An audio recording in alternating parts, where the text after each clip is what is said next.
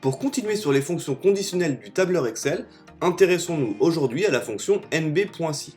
Cette fonction va nous permettre de calculer le nombre de cellules, c'est pour ça qu'on l'appelle nb, en fonction d'une condition, d'un critère spécifique. On va reprendre notre exemple avec la vente de matériaux. Cette fois-ci, on va vouloir savoir le nombre de factures de bois, de fer ou de béton. On va donc aller chercher dans cette plage le nombre de cellules dans laquelle il y a marqué bois, le nombre de cellules dans laquelle il y a marqué fer et le nombre de cellules dans lequel il y a marqué béton. On va donc se mettre dans la première, taper égal et commencer à taper notre fonction nb.si. Elle est reconnue, je clique dessus. J'ai deux paramètres à rentrer. Le premier c'est la plage. Je vais donc sélectionner la plage dans laquelle le tableur va aller chercher les informations. Un point virgule et ensuite on me demande le critère. Le critère c'est bois, entre guillemets puisqu'il s'agit du texte.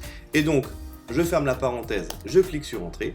On a donc 4 cellules dans laquelle le mot bois est écrit. On va faire de même pour le fer. Cette fois-ci, on va le faire avec le petit f de x au bout de la barre de formule. Je clique deux fois sur nb.si, je rentre ma plage, qui est celle-ci.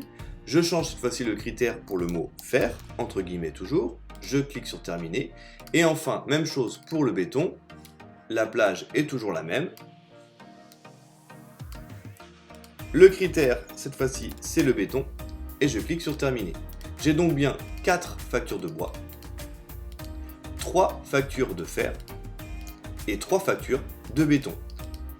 On a donc une fonction qui nous a permis de calculer le nombre de cellules dans laquelle il y avait le mot bois, le mot fer et le mot béton. Ce qui peut être très pratique si on a un tableur qui contient beaucoup de lignes.